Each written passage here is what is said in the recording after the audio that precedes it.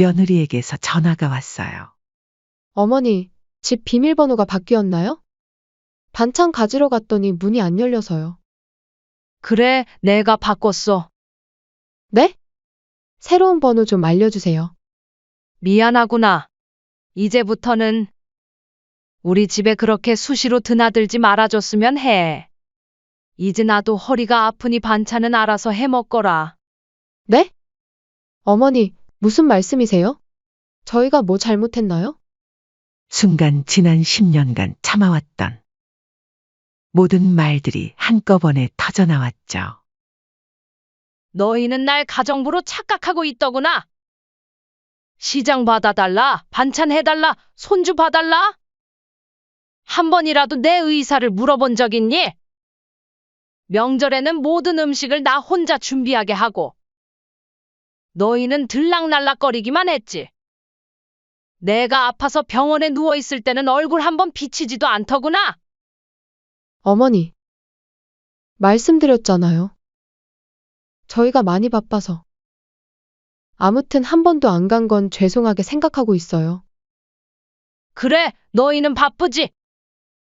하지만 나도 내 삶이 있단다. 이제는 더 이상 너희 집 비밀번호도 알고 싶지 않고 너희 집 냉장고도 채워주고 싶지 않아.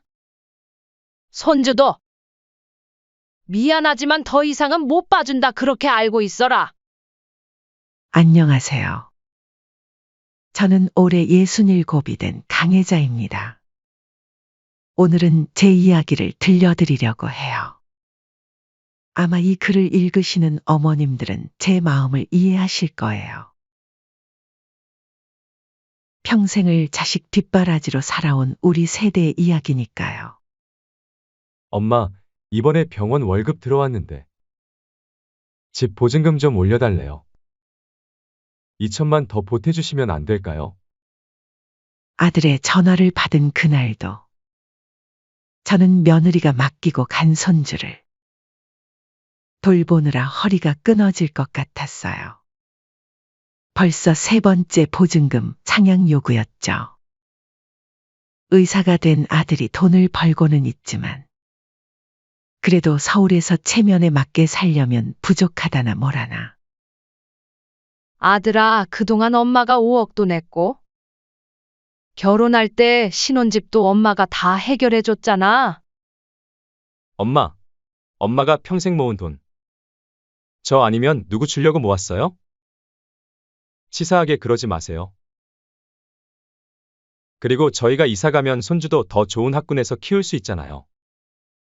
요즘 집값이 많이 올랐다던데. 아들 얘기를 듣고 한숨이 절로 나왔어요. 20여 년 전 남편이 폐암으로 세상을 떠나기 전 마지막으로 한 말이 떠올랐어요. 여보, 내가 못해준 게 너무 많아 미안해. 우리 아들 잘 부탁해. 자식 농사만큼은 잘 지어놨으니 이제 아들이 당신 좋은 데 데려다 줄 거야. 내가 못해준 만큼 아들이 다 해줄 거야. 그 말에 울면서 고개를 끄덕이던 제가 떠올라요. 그때부터 저는 정말 악착같이 살았어요. 편의점 야간 알바에 새벽 신문 배달까지. 아들을 의사로 만들기 위해 제가 안 해본 일이 없었죠. 점심시간이면 아들 학교에 도시락을 날랐고 밤늦게 학원에서 돌아오는 아들을 위해 매일 따뜻한 국을 끓여놓곤 했어요. 강 여사님, 이렇게 고생하시다가 몸 상하시겠어요. 이웃들이 걱정할 때마다 저는 웃으면서 대답했죠. 괜찮아요. 우리 아들 열심히 공부하는 모습 보면 쌓인 피로가 다 날아가는 것 같아요. 그 결과 아들은 서울대 의대에 합격했고 지금은 대학병원 전문의가 됐어요. 합격 소식을 들었을 때 얼마나 울었는지 몰라요. 남편 영정 앞에서 울면서 여보, 우리 아들 의사 됐어요. 당신 소원 이뤘어요. 하고 속삭이던 그날이 아직도 생생해요. 하지만 아들의 결혼 후 제 삶은 완전히 달라졌어요. 신혼집을 구할 때부터 예상치 못한 일이 벌어졌죠. 어머니, 저희가 알아본 집이 있는데요. 이번에 신축으로 지어진 아파트예요. 신혼부부가 살기에 딱 좋은 곳이더라고요. 거기면 얼마나 하는데? 어머니, 전세가 5억이에요. 서울에서 신혼부부가 살기에는 최소한 이 정도는 돼야 하지 않을까요? 저희 엄마도 그러시더라고요. 그때 제가 왜 말을 못했을까요? 평생 모은 돈을 꺼내면서도 제 입에서는 그래도 된다는 말만 나왔어요. 결혼 후 며느리의 요구는 점점 더 많아졌어요. 처음에는 조심스러웠던 태도가 어느새 당당함으로 바뀌었죠. 어머니, 이번 주말에 친정 엄마랑 쇼핑 가기로 했는데? 토요일부터 일요일까지 애 좀 봐주실 수 있으세요? 아, 그리고 애기 이유식도 좀 만들어주세요. 어머니가 만드신 이유식이 제일 좋더라고요. 요새 제가 피부가 다니느라 바빠서. 거절하기도 전에 며느리는 현관문을 열고 들어와 손주를 맡기고는 휙 나가버렸어요. 제 집 비밀번호를 알고 있는 며느리는 마치 자기 집처럼 드나들었죠. 어머님, 저 왔어요. 반찬 좀 가져갈게요. 며느리는 제 허락도 없이 냉장고를 열어 반찬통을 챙겼어요. 어머님, 이 김치는 간이 좀 싱거운데. 다음엔 좀 더 짜게 담가주세요. 그리고 동치미는 없나요? 우리 신랑이 동치미 먹고 싶다고 하던데. 명절이면 상황은 더 심각해져요. 추석 일주일 전 며느리에게서 문자가 왔어요. 어머님, 이번에도 명절 음식은 어머님께서 하시는 거죠? 저 친정에서도 먹게 양 좀 많이 해주세요. 연락 주세요. 아, 맞다. 이번에는 갈비찜이랑 잡채도 좀 많이 해주세요. 지난번에는 좀 부족했거든요. 명절 전날 저는 새벽부터 일어나 음식을 준비했어요. 허리가 아파도 쉴 수가 없었죠. 친척들이 오면 너가 만든 음식이 최고야. 라고 칭찬은 하지만 제 곁에서 도와주는 사람은 아무도 없었어요. 며느리는 손주만 맡기고 친정에 가버렸고 아들은 병원 당직이라며 나타나지도 않았죠. 엄마, 이번 주말에 장모님 우리 집에 오신대요. 전이랑 잡채 좀 해주세요. 아, 그리고 갈비찜도요. 장모님이 엄마가 하신 거 제일 맛있다고 하시네요. 내일 아침에 제가 가지러 갈게요. 어머님, 내일 제가 친구들이랑 저녁 약속이 있어서 퇴근하고 애기 좀 봐주세요. 늦어도 11시 전에는 데리러 올게요. 결국 새벽 1시가 다 되어서야 며느리가 손주를 데리러 왔어요.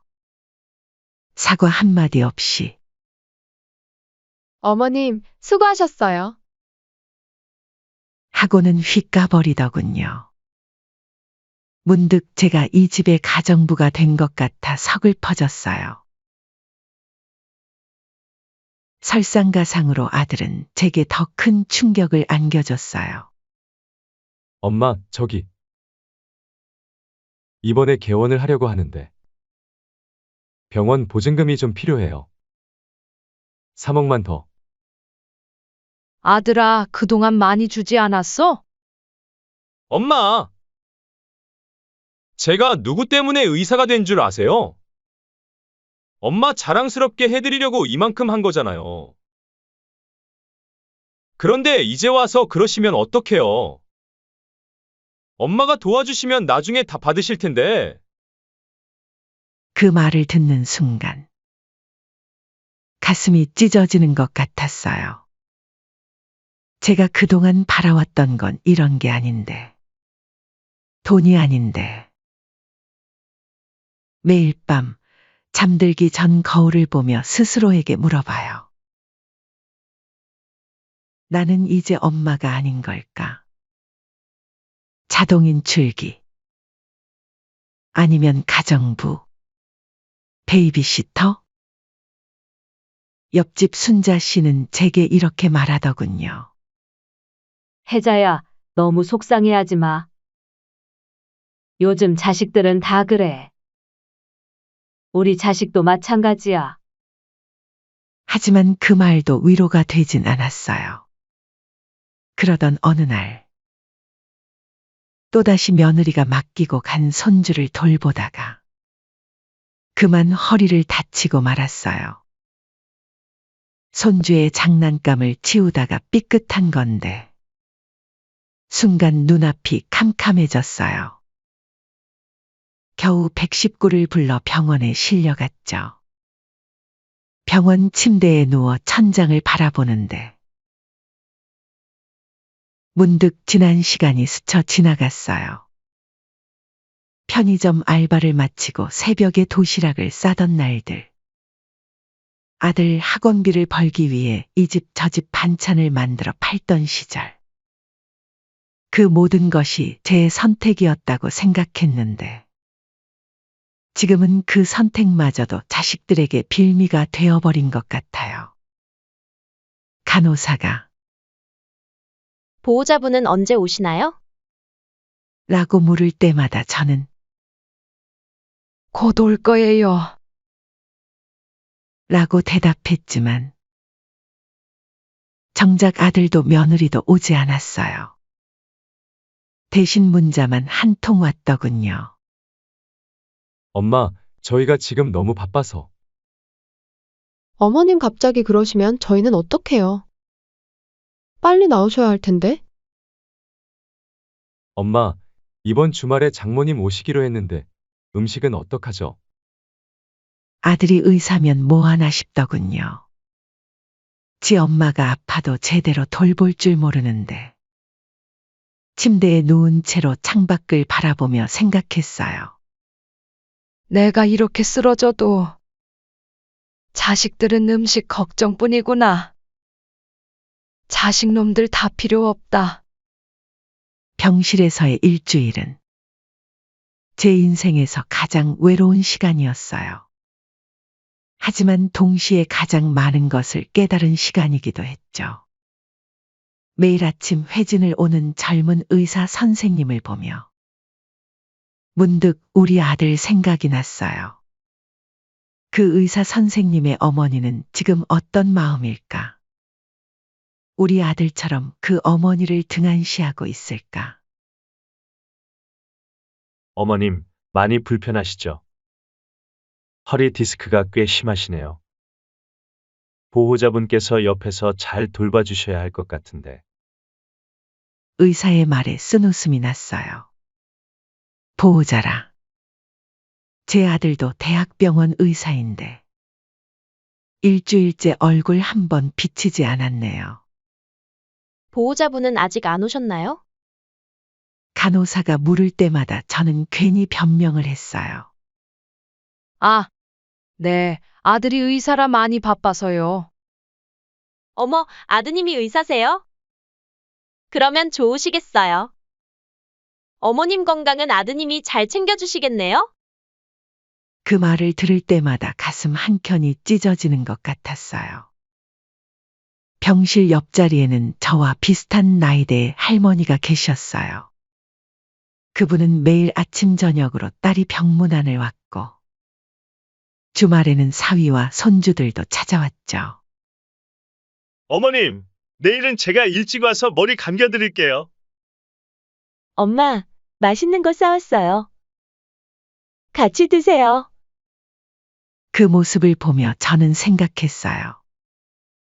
아, 이런 게 정상적인 부모-자식 관계구나. 일주일 동안 아들에게서 온 연락이라곤. 문자 3통이 전부였어요. 엄마, 오늘도 수술이 있어서. 죄송해요. 엄마, 이번 주말에 장모님 오시는데 음식은 어떡하죠? 엄마, 애기 봐주실 수 있는 날짜가 언제쯤일까요? 제 건강이나 상태를 걱정하는 말은 단 한마디도 없었죠. 며느리는 아예 연락도 하지 않았고요. 대신 동네 이웃들이 매일같이 찾아왔어요. 혜자야, 너무 속상했겠다. 그러게 왜 그렇게 바보같이 다 해줬어? 아이고, 우리 혜자. 이제 정신 차려야지. 지금이라도 늦지 않았어.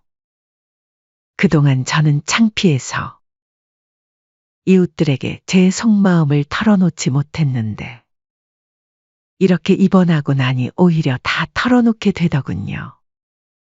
그리고 놀랍게도 비슷한 경험을 가진 분들이 많았어요. 우리 아들도 그래. 돈 얘기만 나오면 엄마가 평생 고생했다면서 눈물 쥐어짜더니 정작 쟤 살기 바쁘다고 나 몇 년째 방치야. 자식 키우는 게 부모돌이라고? 웃기는 소리 하고 있네. 우리도 우리 인생이 있는 거지. 퇴원하기 전날 밤 저는 오랜만에 편안한 마음으로 잠들 수 있었어요. 제가 해야 할 일이 무엇인지 드디어 알 것 같았거든요.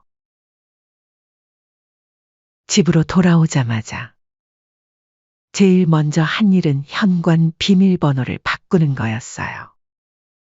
20년 넘게 써온 비밀번호. 아들의 생일이었죠. 이제는 제 생일로 바꿨어요. 그리고 기다렸죠. 예상대로 그날 오후 며느리에게서 전화가 왔어요. 어머니, 집 비밀번호가 바뀌었나요? 반찬 가지러 갔더니 문이 안 열려서요. 그래, 내가 바꿨어. 네? 새로운 번호 좀 알려주세요. 미안하구나. 이제부터는 우리 집에 그렇게 수시로 드나들지 말아줬으면 해. 이제 나도 허리가 아프니 반찬은 알아서 해 먹거라. 네? 어머니, 무슨 말씀이세요? 저희가 뭐 잘못했나요? 순간 지난 10년간 참아왔던 모든 말들이 한꺼번에 터져나왔죠. 잘못이라고? 그래, 이제 말해볼게. 너희는 날 가정부로 착각하고 있더구나. 시장 봐달라, 반찬 해달라, 손주 봐달라. 한 번이라도 내 의사를 물어본 적 있니? 명절에는 모든 음식을 나 혼자 준비하게 하고 너희는 들락날락거리기만 했지. 내가 아파서 병원에 누워있을 때는 얼굴 한번 비치지도 않더구나. 어머니, 말씀드렸잖아요. 저희가 많이 바빠서. 아무튼 한 번도 안 간 건 죄송하게 생각하고 있어요. 그래, 너희는 바쁘지. 하지만 나도 내 삶이 있단다. 이제는 더 이상 너희 집 비밀번호도 알고 싶지 않고 너희 집 냉장고도 채워주고 싶지 않아. 손주도 미안하지만 더 이상은 못 봐준다 그렇게 알고 있어라. 어머니, 그럼 저희는 어떡해요? 애기는 누가 봐주고. 그건 내가 알아서 해결해야지. 어린이집도 있고 아니면 내 친정어머니한테도 부탁하든가. 이제부터 난 그냥 며느리의 시어머니로만 지내고 싶어. 더 이상은 너희 가정부가 되고 싶지 않다. 전화를 끊고 나니 온몸이 떨렸어요. 하지만 후회되지는 않았죠. 얼마 지나지 않아 아들에게서 전화가 왔어요. 엄마! 지금 뭐 하시는 거예요? 갑자기 왜 이러세요? 아들아, 미안해. 하지만 이제는 엄마도 내 삶을 살아야 할 것 같아. 엄마가 무슨 삶을 더 살아요? 지금까지 자식 잘 되라고 사신 거 아니에요. 그래. 그동안은 그랬지. 하지만 이제는 달라져야 할 것 같구나. 너도 이제 의사 선생님이고 독립적인 어른이잖니. 이제는 내 살림은 네가 꾸려가야지. 엄마! 그동안 제가 효도한다고 얼마나 열심히 살았는데 엄마가 이러시면 전 어떡해요? 그 말을 듣는 순간 제 마음이 더욱 단단해졌어요. 효도? 아들아, 내가 생각하는 효도는 뭐니? 돈 많이 벌어서 엄마 자랑스럽게 해주는 게 효도야? 아니면 엄마한테 돈 받아서 좋은 집 사는 게 효도야? 진정한 효도는 내 삶은 내가 책임지는 거야. 그게 엄마를 진정으로 편하게 해주는 거란다. 엄마! 이제부터 너도 나한테 그만 의존하고 독립할 줄 알아야지. 너는 너의 가정을 책임지는 가장이 되어주고 나는 그냥 내 인생을 응원하는 엄마가 될게. 더 이상은 너희 살림을 책임지지 않을 거야. 알겠니? 결심을 하고 나니 이상하게도 마음이 평온해졌어요. 하지만 그것도 잠시 곧 현실의 파도가 밀려왔죠. 아들 내외의 반격은 예상보다 더 거셌어요. 엄마! 도대체 왜 이러시는 건지 이해가 안 돼요. 우리가 뭘 그렇게 잘못했다고. 매일 아침 아들의 전화로 하루가 시작됐어요. 처음에는 화를 내더니 점점 애원하는 투로 바뀌었죠. 엄마, 제발요. 저희가 잘못했어요. 대신 조금만 손주 좀 봐주세요. 며느리는 더했어요. 사촌들에게까지 연락해서 저를 설득하려 했죠. 어머님, 요즘 어머님이 많이 우울해 하신다고 들었어요. 제가 뭐 잘못한 게 있다면 사과드릴게요. 예전처럼 반찬도 매일 해주시고, 손주도 매일 봐주시는 거 바라지도 않아요. 그저 가끔씩만이라도 저희 사정 봐달라는 거예요. 하지만 이제 와서 무슨 소용이 있나요? 저는 단호했어요. 미안하구나. 하지만 이제는 돌이킬 수 없어. 나도 이제 내 인생을 살아보고 싶다. 그렇게 한 달이 지났어요. 아들 내외의 반응은 분노로 바뀌었죠. 엄마! 엄마가 이러시면 저희는 정말 살 수가 없어요. 애기는 누가 보고? 장모님도 곧 오시는데 음식은 누가 하고? 어머님, 너무하세요. 시어머님이 이래도 되는 거예요? 친정엄마한테 다 말씀드렸더니 어머님이 너무 이기적이래요. 그래요. 전 이기적인 걸로 했어요. 67년 동안 한 번도 이기적이었던 적 없는 제가. 이제는 이기적이고 싶었거든요. 큰 결심을 하나 더 했어요. 30년 넘게 살아온 이 집을 정리하기로 한 거죠. 너무 크기도 했고. 무엇보다 이 집에는 자식들에 대한 추억이 너무 많이 배어 있었거든요. 현관 벽에 남아있는 아들의 키 재던 자국. 부엌 타일에 새겨진 찢어진 자국. 모든 게 저를 과거에 붙잡아두는 것 같았어요. 부동산에 집을 내놓은 다음 날 아들이 헐레벌떡 찾아왔어요. 엄마! 요즘 대체 왜 이러세요? 나이 먹고 사춘기라도 온 거예요. 여기가 얼마나 좋은 동네인데. 나중에 이 집 주려던 거 아니에요. 그때 마침 초인종이 울렸어요. 며느리가 손주를 데리고 왔더군요. 어머님, 이제 그만하시고. 애기도 보세요. 할머니가 보고 싶다고 얼마나 울었는데. 손주의 눈망울이 저를 똑바로 쳐다보았어요. 가슴이 찢어질 것 같았죠. 하지만 저는 참았어요. 우리 손주, 이제 어린이집 다니니? 거기서 친구들이랑 재미있게 지내지. 할머니, 나 어린이집 싫어. 할머니랑 있을래? 우리 손주, 이제 커서 어린이집도 다니고, 친구들이랑도 놀아야지. 할머니, 이제 조그만 원룸으로 이사할 거다. 그 말을 듣자 며느리가 벌떡 일어났어요. 어머님, 정말 이사하시게요? 어디로요? 저희한테서 멀리 가실 거예요? 그래, 작은 오피스텔 계약했어. 너희 집에서 1시간 거리야. 버스 타고 와야 하는. 1시간이요? 그럼 저희가 어떻게 자주 와요? 반찬은 어떻게 가져가고? 그제서야 아들이 폭발했어요. 엄마! 이제 알겠어요. 엄마가 우리 때문에 스트레스 받으신 거. 제가 다 고칠게요. 앞으로는 제가 주말마다 와서 청소도 해드리고, 장도 받아드리고. 아들아, 그게 아니야. 난 내가 그런 걸 해주길 바라는 게 아니야. 그냥 내 살림은 내가 알아서 꾸려가길 바라는 거야. 결국 그날의 대화는 불편한 기운 속에서 끝이 났어요.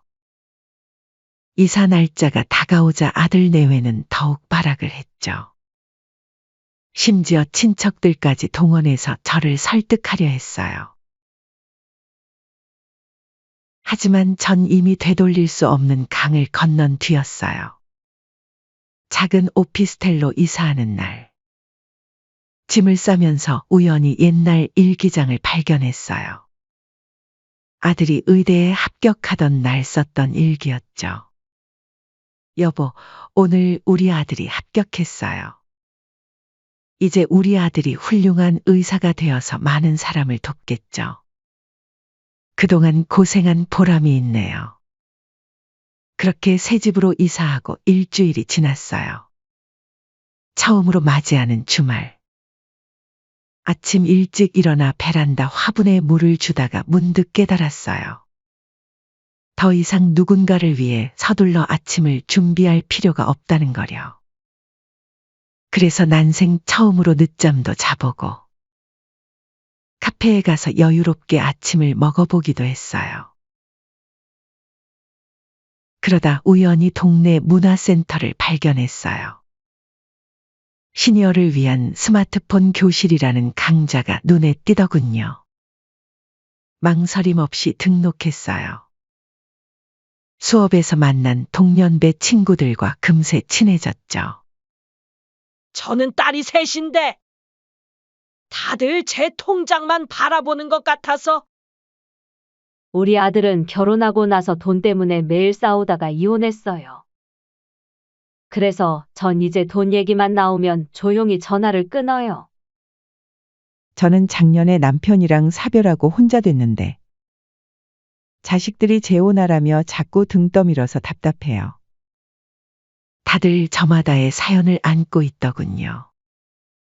그 중에서도 최근 저처럼 독립을 선언하고 새 삶을 시작한 분들의 이야기가 특히 위로가 됐어요. 한편 아들 내외의 삶도 조금씩 변화하기 시작했어요. 처음에는 베이비시터를 구했다가 결국 며느리가 일을 조금 줄이고 육아에 전념하기로 했다더군요. 명절 음식은 이제 배달 업체에 맡기고 반찬은 정기 배송을 신청했다고 해요. 엄마, 저희가 이제야 깨달았어요. 그동안 엄마가 얼마나 많은 일을 해주셨는지. 어느 날 아들에게서 이런 문자가 왔어요.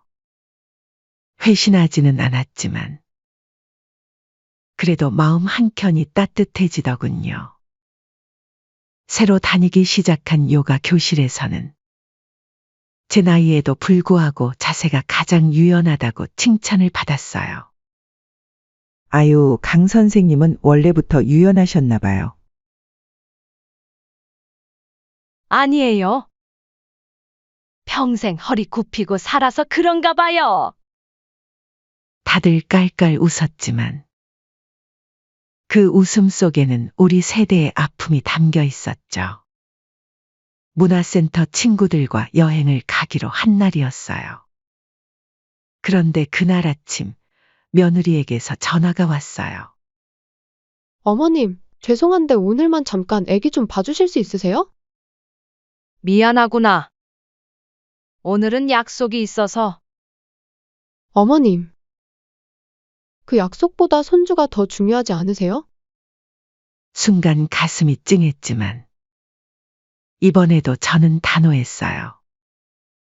아니, 이제는 달라. 내 약속도 소중하단다.